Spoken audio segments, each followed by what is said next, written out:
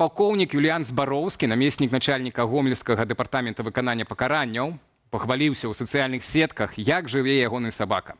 Але што асабліва прыцягнула ўвагу беларусаў, гэта атрыбутыка сілавіка, ну і, уласна, сабачага дому.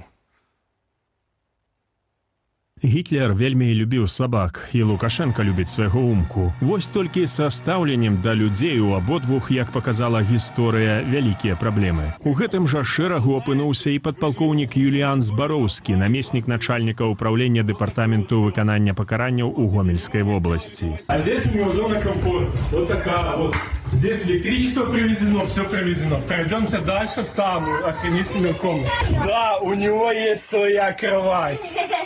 И вот здесь вот все утеплено. А ў гомельскай калоніі, якую ахвотна курыруе Збароўскі, не ўцеплена. Вось што расказвае пра ўмовы утрымання там Паліна Шарэнда-Панасюк. У Гомлі быў такі дзікі холад, што без фізічных практыкаванняў было немагчыма хоць ледзь-ледзь сагрэцца. І вось мне зарадку запісалі як парушэнне рэжыму. Лежачы на падлозе, рабіла фізічныя практыкаванні, чым парушыла правілы ўнутранага распарадку.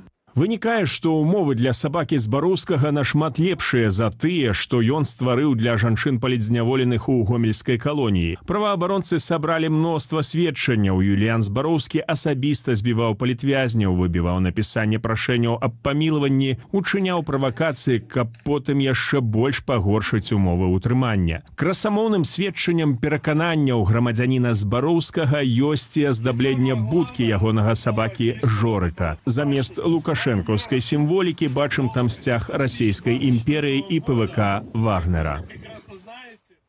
Один короткі ролик, а колькі матэрыялу на абмеркаванне. Шановне гаспадарства, Владимир Жыгар з намі на відэасувязі, прадстаўнік ініцыятывы Белпол знаходзіцца. Спадар Владимир, вечар добры. Добрый вечер.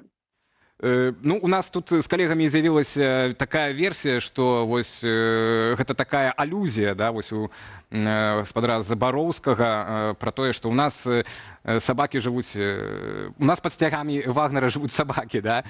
Але калі вось сур'ёзна, ці наколькі гэта па ўставу такую сімволіку вывешваць, мы пакуль не пра сабаку, так? Публічна яе дэманстраваць, наколькі гэта законна? Понимаете, вопрос заключается в том, что сейчас демонстрация вот таких символов, типа там флаг Вагнера, либо имперский флаг России, это, ну, своего рода показание такой принадлежности к системе. Так делают не все, понятное дело, сотрудники так называемых правоохранительных органов. Так никогда и не было когда-то в милиции. Сейчас, конечно, это стало больше, этого стало больше. Это особенно, ну, скажем так, этим пользуются люди, которые без каких-либо, скажем так, положительных сторон. То есть это небольшие профессионалы, люди небольшого ума, но им нужно показать, что они с системой, им нужно показать, что они вот поддерживают все то, что происходит, и они это демонстрируют так, как они это могут. А если говорить там про устав, не по уставу, то, опять-таки, это не про нынешнюю Беларусь идет речь. Ну, вось вы кажаце, што іх не шмат, да? Я, калі у бытнасць бываў у кабінетах Губазіка, то там было шмат этой атрыбутыкі, так, і са Сталіным разам да таго, і з Крымам, і гэтак далей. А наколькі, вось, калі так не то што падлічыць, але гэтых людзей не шмат, але, можа, іх значны ўплыў на гэтую сістэму. Як вось гэты маштаб мы можам ацаніць? Ну, сложно оценивать, конечно же, масштаб, но, скажем так, мы должны все-таки разделять. ГУБОП — это, да, это такие абсолютно русскомирцы, это люди, которые полностью поддерживают эту систему, и, в общем-то, их существование прямо связано с этой системой.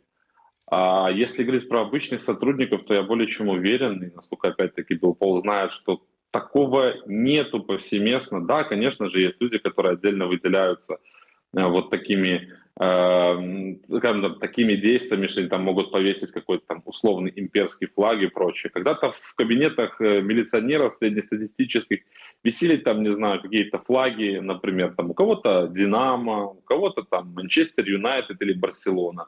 Но сейчас, если ты вешаешь такой флаг, ты с одной стороны, как бы, ты прекрасно понимаешь, что тебе за это ничего не будет, ну, если ты вешаешь его у себя в кабинете. С другой стороны, ты показываешь свою принадлежность, скажем так, верность системе и показываешь полную поддержку всего того, что происходит. Владимир, ну вось адзін з нашых гледачоў піша, што на словах то яны за Расею, але на вайну не пойдуць. Вось пры гэтым часам выказваецца меркаванне, што якраз вось сілавікі, яны глядзяць і моляцца на Кремль, і Лукашенко якраз пабойваецца, што яны яго могуць скінуць, што гэта вось такая рука Крамля, которая можа скінуць рэжым Лукашэнкі.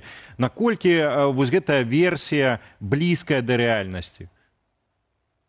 Опять-таки, это очень сложно оценивать. Потому что, ну, вы же прекрасно должны понимать, что если сейчас условный сотрудник, например, там повесил имперский флаг, и через некоторое время к нему пришел там какой-либо начальник и сказал, что ты знаешь, ты этот флаг сними, ну, не надо, чтобы он тут висел, то высока вероятность того, что того сотрудника, который вешал флаг, наоборот, поощрят, а того, кто его просил снять, наоборот, накажут. То есть сейчас... Это важная идея для сегодняшней системы. Ну, безусловно, потому что они же показывают, и опять-таки пропаганда про это говорит, и сами так называемые правоохранительные органы постоянно говорят о том, что мы вот братский тут народ, что мы полностью поддерживаем Россию, но опять-таки никто из них не хочет воевать.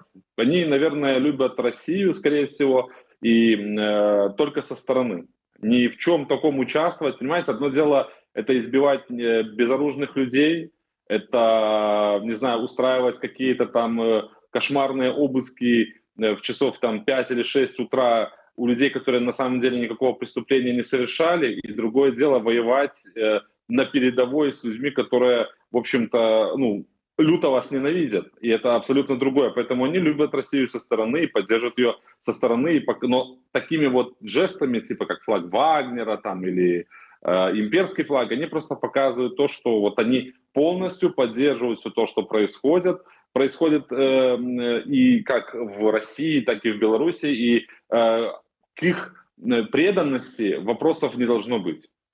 Ну, мне здаецца, все роўна яны многія з іх пачуваюцца на першай лініі фронту, прынамсі з ворагам унутраным, так, у Беларусі. Спадар Владимир, ну вот уявім сітуацыю, што так, нейкія перамены там атрымаліся, ці прабачце, акно магчымасцяў адкрылася, да, пра якое ўсе кажуць.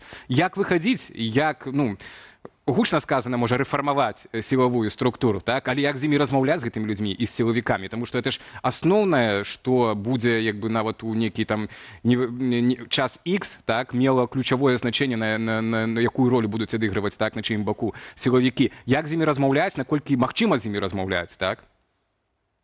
Ну, на самом деле, это очень сложный вопрос, это... Едва ли, скажем так, моих знаний либо моей компетенции хватит для того, чтобы как-то правильно ответить на него. Потому что, вот, ну, с нашей стороны мы ставим, скажем так, цель достичь вот этого момента, какого-то окна возможностей, а дальше уже даже в самой системе МВД достаточно людей порядочных все равно осталось, хотя система максимально старается уменьшить их количество. Но это не чистки, но определенные моменты, скажем так, реформы будут, и многие должны получить, скажем так, заслуженное наказание. Яшчэ Расія, як мы ведаем, часцяком была прывабная вось у размовах сілавікоў з розных структур з пункту гледжання фінансаў. То бок было такое, што вось у Расіі заробкі-то у міліцыянтаў пабольш, і мы вот з імі далучымся, саюзная дзяржава, можа нават адна, і будзем лепшы заробак. Не на вайну, будзем на сваіх месцах, толькі заробак лепшы. Але разам з гэтым мы памятаем смешныя, в прынцыпе, ролікі, як у Расіі амонаўцы записывалі відэа, дзе скардзіліся, што ў іх маленькі заробак, камусьці там не выплацілі, то бок і там фінансава не ўсё добра. Наколькі вось гэтыя праблемы фінансавыя, якія бачныя расійскім сілавікам, наколькі яны бачныя беларускім сілавікам сёння? Вот это застаецца прывабнасць, што вось там лепшыя заробкі і яны будуць у нас, і мы будзем з імі? Альбо гэта так адыходзіць ужо? Ну, на самом деле, кроме вот этих фраз, да, о том, что вот в России больше зарплаты, и там скорее говорили про то, что там больше пенсий. на самом деле никто из среднестатистических милиционеров, так называемых, он не вкладывает ничего большего.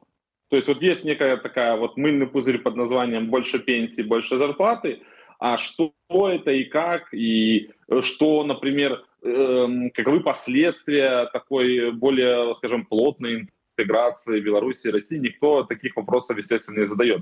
Большинство милиционеров белорусских все равно, ну, я не знаю, конечно, уже на 100% как сейчас, но раньше они прекрасно понимали, что после выхода на пенсию, если ты не занимал каких-то там серьезных начальствующих должностей, то твой потолок – это быть дальнобойщиком в Европе. И большинство это устраивало. Многие считали то, что вот прекрасно, я буду здесь получать там пенсию, там буду зарабатывать деньги, все будет замечательно.